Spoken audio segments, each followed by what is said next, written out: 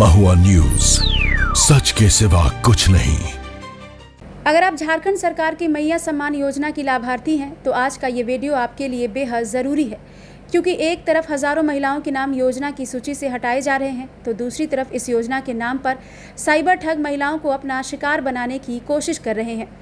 आखिर किन महिलाओं के नाम काटे जा रहे हैं, ऐसा क्यों हो रहा है और साइबर ठग किस नए तरीके से महिलाओं को ठगने की कोशिश कर रहे हैं, पूरी जानकारी इस रिपोर्ट में हम आपको बताने वाले हैं। सबसे पहले बात करते हैं पलामू जिले की। पलामू जिले में इस समय मैया सम्मान योजना के कुल 3,45,240 लाभार्थी हैं, लेकिन अब इन लाभार्थियों की सूची में बड़ा बदलाव किया जा रहा है। प्रशासन की ओर से चलाए जा रहे फिजिकल वेरिफिकेशन यानी भौतिक सत्यापन के दौरान अब तक 2,255 महिलाओं के नाम मैया सम्मान योजना की सूची से हटा दिए गए हैं। लेकिन ये मामला सिर्फ मैया सम्मान योजना तक सीमित नहीं है। जिले में सर्वजन पेंशन योजना के 6,244 लाभार्थियों और केंद्रीय पेंशन योजनाओं के 6,565 लाभार्थियों के नाम भी सूची से हटा दिए गए हैं। यानी तीनों योजनाओं को मिलाकर अब तक कुल 15,064 लाभार्थियों के नाम विभिन्न योजनाओं की सूची से हटाए जा चुके हैं। अब सवाल उठता है कि आखिर इतने लोगों के नाम एक साथ क्यों हटाए जा रहे हैं। दरअसल सामाजिक सुरक्षा कोषांग की ओर से इन सभी योजनाओं का फिजिकल वेरिफिकेशन किया जा रहा है। अधिकारी घर घर जाकर लाभार्थियों का सत्यापन कर रहे हैं, दस्तावेजों की जांच कर रहे हैं और ये देखा जा रहा है कि योजना का लाभ सही व्यक्ति तक पहुंच रहा है या नहीं। इसी जांच के दौरान सामने आया कि कई ऐसे लोग भी योजना का लाभ ले रहे थे जो इसके पात्र नहीं है। कुछ लाभार्थियों की मृत्यु हो चुकी है, लेकिन उनके नाम अभी भी सूची में दर्ज थे। कुछ लोग योजना की पात्रता पूरी नहीं कर रहे थे, वहीं कुछ मामलों में योजनाओं की शर्तों का पालन नहीं किया गया था। ऐसे सभी मामलों की पहचान होने के बाद प्रशासन ने उनके नाम सूची से हटा दिए।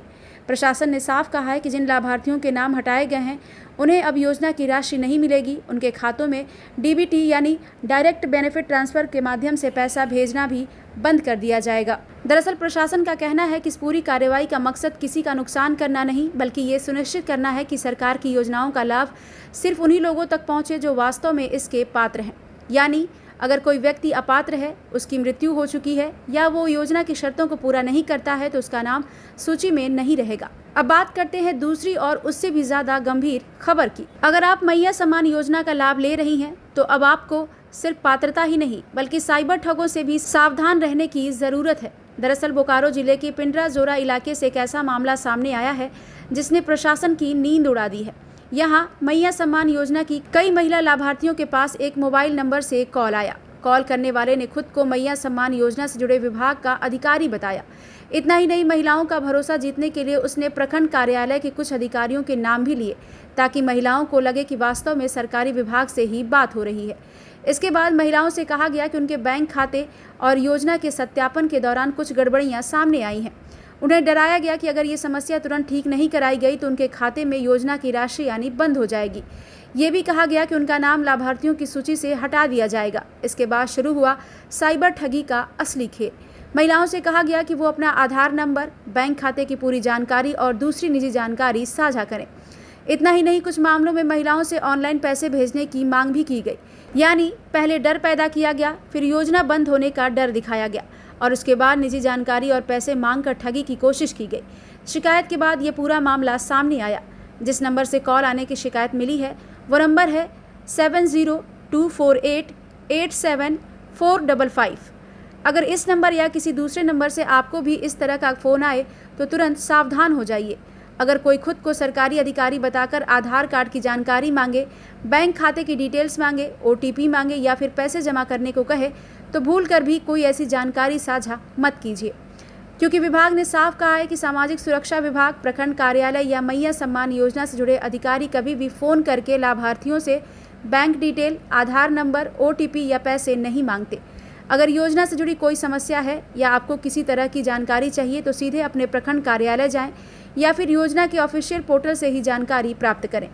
फ़ोन पर आने वाले ऐसे किसी भी कॉल पर भरोसा ना करें।